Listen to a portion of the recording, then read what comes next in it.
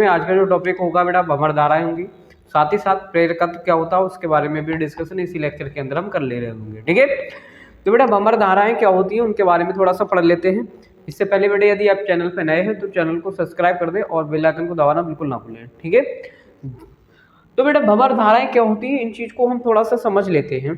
क्या होता है, हम क्या करेंगे, हम अपने पास दो चुम्बक से ले लेते हैं। हमने क्या किया, दो चुम्बक लिए अपने पास। एक चुम्बक ये है मेरे पास और एक चुम्बक मेरे पास ये है। ठीक है, ये दो चुम्बक है मेरे पास। और बेटा आप जानते हैं कि इनमें क्या होगा,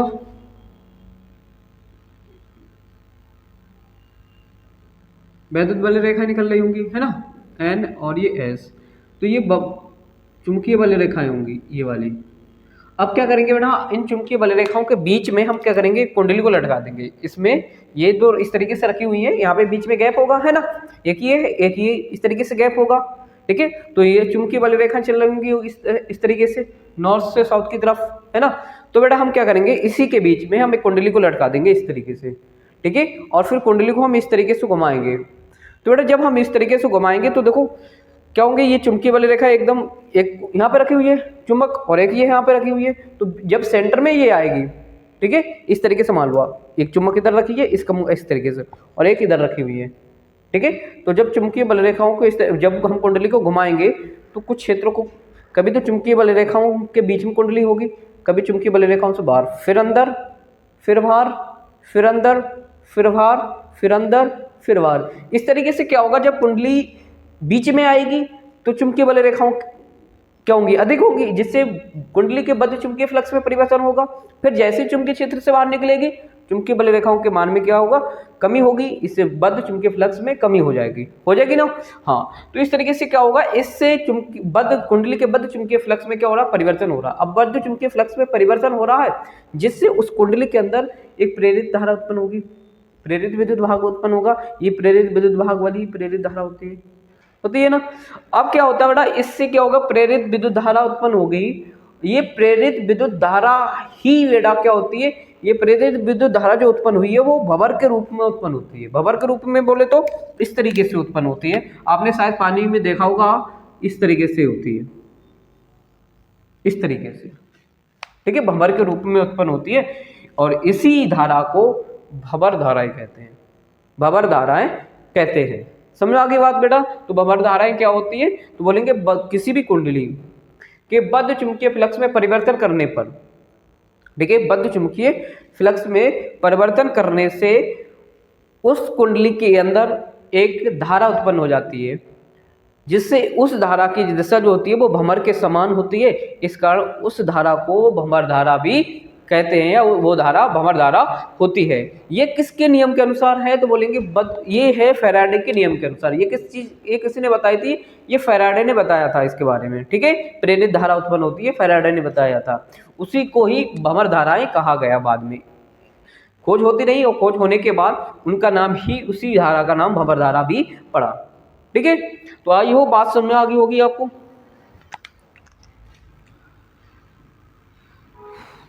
तो लिखेंगे बेटा यहाँ पे क्या लिखेंगे, जब कोई कुंडली किसी चुंबकीय क्षेत्र में गति करती है, क्या करती है बेटा, गति करती है गति करती है, तो कुंडली के बद्ध चुंबकीय फ्लक्स में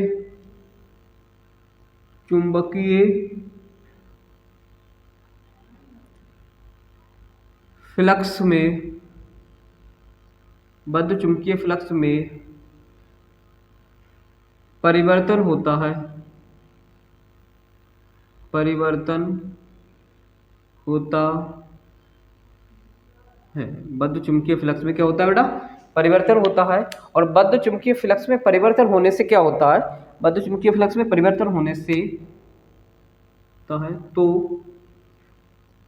तो कुंडली में, ऐसे लिख लो, तो फैराडे के नियम के अनुसार, फैराडे के नियमानुसार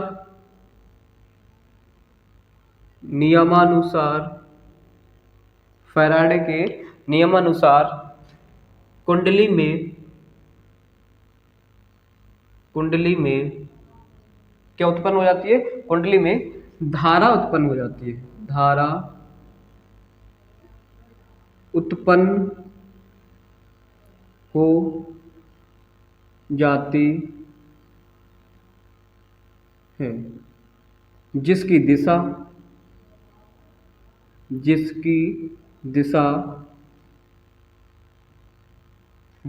बेटा कैसे होती है?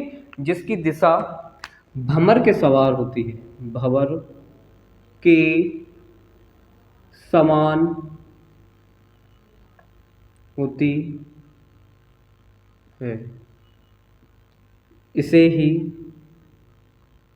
ही क्या बोलेंगे? भंवर धारा कहते हैं। इसे ही भंवर धारा कहते हैं। भंवर धारा कहते हैं।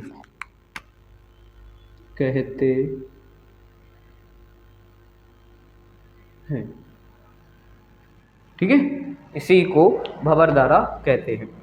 अब जो भंवर धाराएं उत्पन्न होती हैं बेटे, इन भंवर धाराओं के कुछ फायदे भी होते हैं, कुछ नुकसान भी होते हैं। कुछ फायदे और कुछ नुकसान भी होते हैं, उसके बारे में थोड़ा सा और डिस्कशन कर लेते हैं।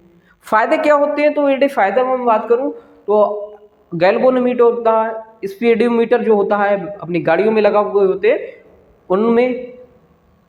उनमें इनका यूज करते हैं, किनका? भंवर धाराओं का। उसके बाद में गैल्वेनोमीटर है बेटा, उस गैल्वेनोमीटर में भी हम भंवर धाराओं का उपयोग करते हैं। गैल्वेनोमीटर होता है, उसमें भी भंवर धाराओं का प्रयोग करते हैं। ट्रेन के जो ब्रेक हैं, उन ट्रेन के ब्रेकों को लगाने के लिए भी भंवर धाराओं की आवश्यकता होती है। ठीक है, तो ये सारे इनके बारे में बात करें। उसके बाद धात्विक जो भट्टी है, धात्विक भट्टी मतलब किसी वस्तु को गलाने के लिए, पिघलाने के लिए भी हम भंवर धाराओं का उपयोग करते हैं भट्टियों में। ठीक है, तो ये तो इनके लाभ हो गए। अब इनके कुछ नुकसान, इनको कम करने के कुछ नुकसान भी होते हैं, तो उन नुकसानों को बचाने के लिए उन भंवर धाराओं को कम करना होता है। तो अब भंवर धाराओं को किस तरीके से कम कर सकते हैं, इसके बारे में थोड़ा सा पढ़ लेते हैं। तो हेडिंग डालेंगे भंवर धाराओं को कम करने के उपाय। भंवर धाराओं को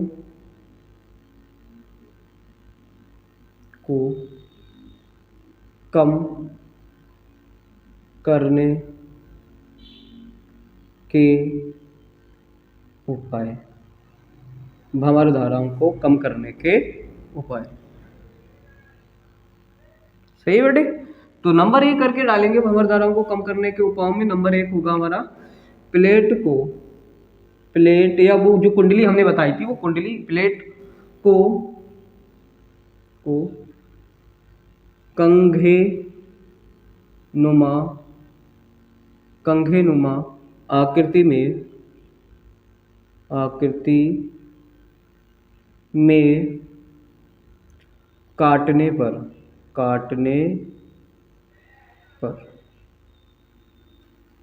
ठीक है। तो पहला पॉइंट क्या है भंवर धाराओं को कम करने के लिए, कि सबसे पहले प्लेट को क्या करेंगे? कंघे नुमा आकृति में काट लेंगे। इससे भंवर धाराओं में देखो क्या इफेक्ट पड़ता है। बेटा प्लेट को कंघे नुमा आकृति में काटने पर, अब कैसे काटें?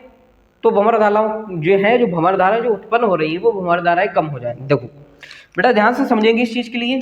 जैसे मैंने लिया है प्लेट, ये एक मेरे पास प्लेट है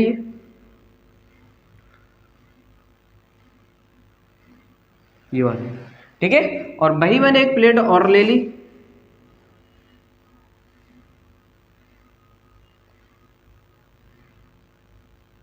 इस तरीके से बनाते हुए चलेंगे। थोड़ा सा सही बनाने की कोशिश करते हैं एकदम।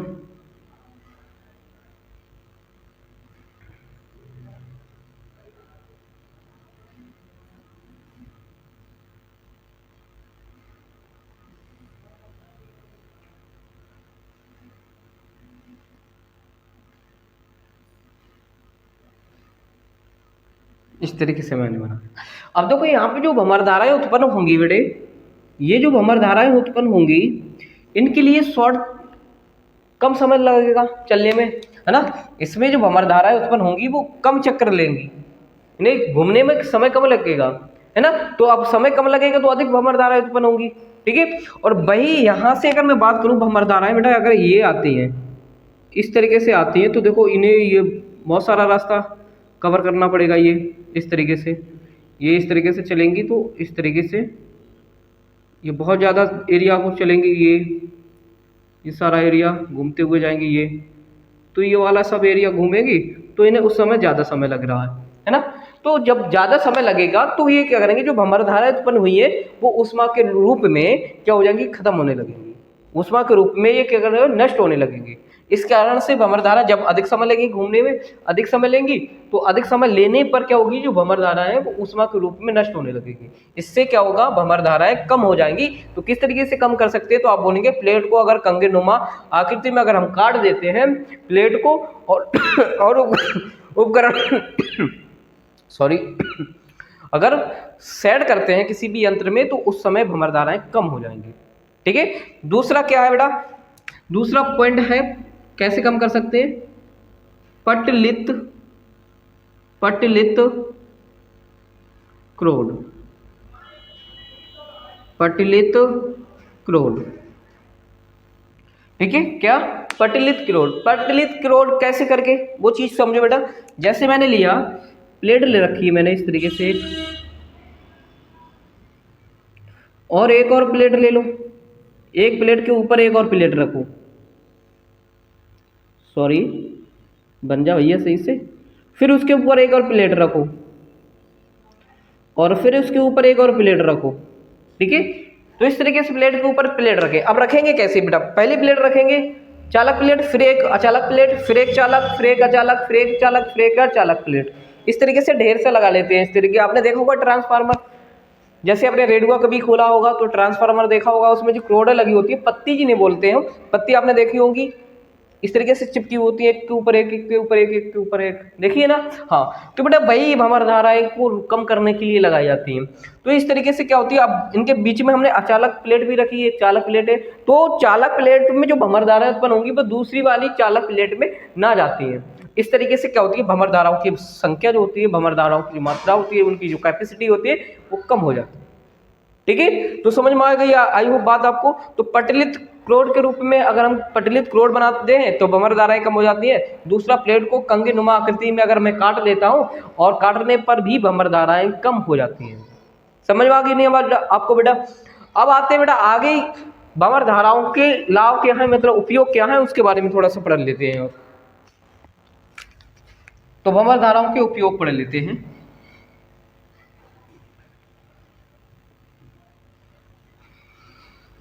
हेडिंग डाल लो बेटा, भंवर धाराओं के उपयोग।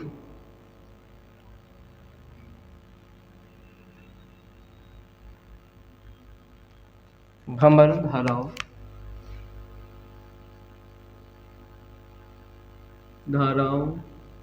के उपयोग या उपयोग, ठीक है। इस तरीके से बेटे उपयोग पढ़ लेते हैं। तो सबसे पहले मेरे उपयोग की बात करूं बेटा, तो सबसे पहले उपयोग क्या है इनका, गाड़ियों के ओडोमीटर हो या स्पीडोमीटर हो, उनमें इनका उपयोग करते हैं। तो लिखेंगे गाड़ियों के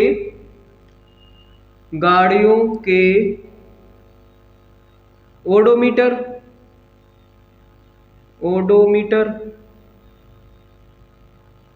तथा स्पीडोमीटर में, ओडोमीटर या स्पीडोमीटर में। दूसरा बेटा क्या है, दूसरा है बेटा इसमें ट्रेन के ब्रेकों में, ट्रेन के ट्रेन के जो ब्रेक है बेटा उनको लगाने के लिए ब्रेकों में उनमें करते हैं इनका उपयोग। अगला कहाँ करते हैं बेटे, तो अगला करते हैं गैल्वेनोमीटर में। गैल्वो मीटर में, मीटर में। और कहाँ कर सकते हैं बेटा, तो अगला फोर्थ पॉइंट लिखेंगे। फोर्थ पॉइंट है बेटे, अगला कर सकते हैं धात्विक भट्टी में। धात्विक भट्टी में, धात्विक भट्टी में। ठीक है, तो ये तो इनका उपयोग हो गए। भ्रमण धाराओं के कहाँ का उपयोग करते हैं, भ्रमण धाराओं को कैसे हम क्या कर सकते हैं, कम कर सकते हैं, ये सारी बात आपको समझ में आ गई होगी, आई होप बात। बेटा ये कंप्लीट हो गया हमारा पूरा पॉइंट भ्रमण धाराओं का। अब पढ़ेंगे स्वप्रेरकत्व। स्वप्रेरकत्व क्या होता है उसके बारे में। ठीक है, तो स्वप्रेरकत्व के बारे में पढ़ लेते हैं। हेडिंग डालो स्वप्रेरकत्व।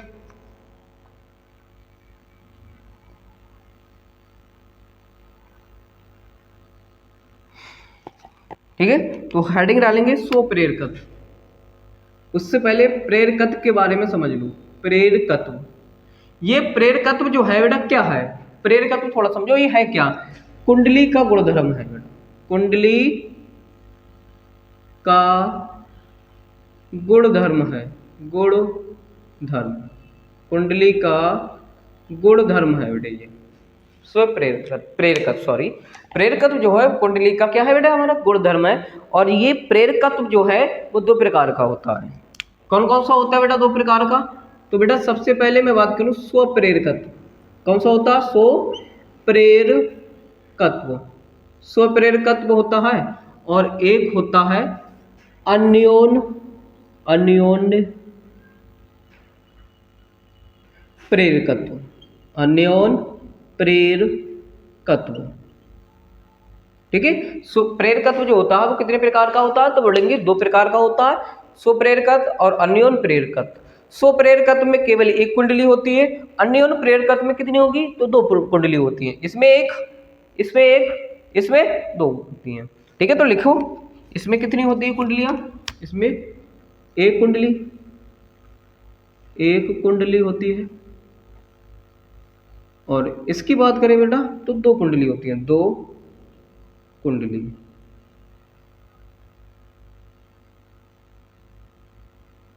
ठीक है, इसमें एक और इसमें कितनी, दो कुंडली होती है। इसमें क्या होता है, इसमें कुंडली लेते हैं और कुंडली के अंदर एक बैटरी कनेक्ट करते हैं और धारा नियंत्रक भी लेते हैं। ठीक है, और फिर क्या करते हैं उस कुंडली से ही, समझे मेरी बात को, उस कुंडली में जो धारा नियंत्रक लगाया है उस धारा नियंत्रक की सहायता से धारा के मान में परिवर्तन करेंगे। अब धारा के मान में परिवर्तन करते हैं तो उसी कुंडली के बद्ध चुंबकीय फ्लक्स में, उसी कुंडली के बद्ध चुंबकीय फ्लक्स में परिवर्तन होता है। और बद्ध चुंबकीय फ्लक्स में परिवर्तन होने की वजह से बेटे उस कुंडली के अंदर प्रेरित विद्युत वाहक बल उत्पन्न हो जाता है, जिससे एक प्रेरित धारा उत्पन्न हो जाती है। इस घटना को स्वप्रेरकत्व कहते हैं। ठीक है, तो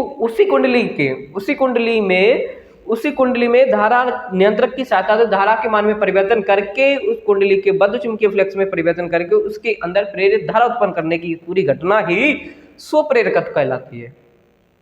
ठीक है, इसमें क्या होता है, इसमें दो कुंडलियां होती है, जिसमें से एक कुंडली में हम क्या करते हैं, धारा नियंत्रक लगाते हैं, बैटरी लगाते हैं और धारा नियंत्रक लगाते हैं, और उसके पास में दूसरी कुंडली रख देते हैं। तो हम पहली कुंडली के बद्ध चुंबकीय फ्लक्स में परिवर्तन क्या करते हैं, धारा के मान में परिवर्तन करते हैं, तो उसके पास रखे दूसरी कुंडली के बद्ध चुंबकीय फ्लक्स में परिवर्तन होता है। उसके पास रखे दूसरी कुंडली के बद्ध चुंबकीय फ्लक्स में क्या होता है, परिवर्तन होता है। और परिवर्तन होने की वजह से उस दूसरी कुंडली के अंदर बद्ध चुंबकीय फ्लक्स उत्पन्न हो जाता है और उससे एक प्रेरित धारा उत्पन्न होती है उसके अंदर। ठीक है, तो ये हमारा अन्योन्य प्रेरकत्व। ठीक है, और यह घटना यही अन्योन्य प्रेरकत्व कहलाती है। ठीक है, तो इसमें लेंगे बेटा स्वप्रेरकत्व के बारे में। इसमें क्या होता है, एक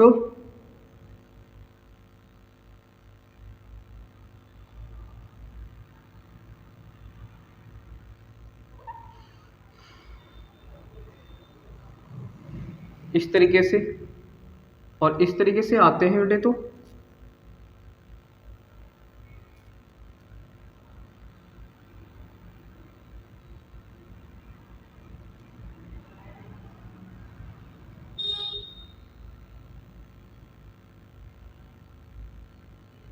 ये हमारे पास है बैटरी, हमने बैटरी को कनेक्ट कर दिया, बैटरी। और ये बेटे ये हमारे पास धारा नियंत्रक, धारा नियंत्रक, ठीक है, ये धारा नियंत्रक है। और ये हमारे पास है प्रणालिका, या इसे बोल सकते कुंडली, ये हमारे पास है कुंडली, ठीक है। और उसके बाद बेटे हम इसका स्विच भी एक ले लेते हैं,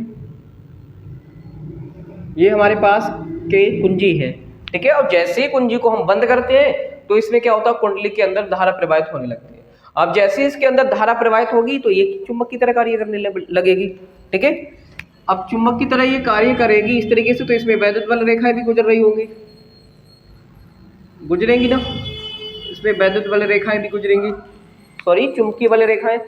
अरे भैया हमने जैसे ही बैटरी कनेक्ट किया और स्विच को ऑन किया तो बेटे ये जो प्रणालिका है, इस प्रणालिका ये चुंबक की तरह व्यवहार करने लगेगी। अब चुंबक की तरह व्यवहार कर रही है तो इसमें चुंबकीय बल रेखाएं उत्पन्न हो रही होंगी। अब क्या किया हमने, धारा नियंत्रक को क्या किया, कम, पहले धारा नियंत्रक की सहायता से हम धारा को क्या करेंगे, फिर जो इसमें धारा बह रही है इस धारा नियंत्रक की सहायता से धारा के मान में करेंगे परिवर्तन। अब धारा के मान में परिवर्तन करेंगे हम तो क्या होगा बेटा, इस कुंडली के बद्ध चुंबकीय फ्लक्स में ये चुंबकीय बल रेखाएं कम ज्यादा होंगी। अभी धारा कम होगी तो चुंबकीय बल रेखाएं कम ज्यादा होंगी।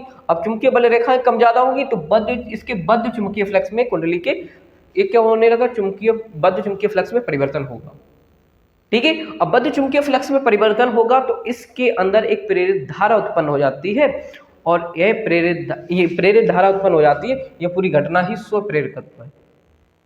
समझ गए बात को, ठीक।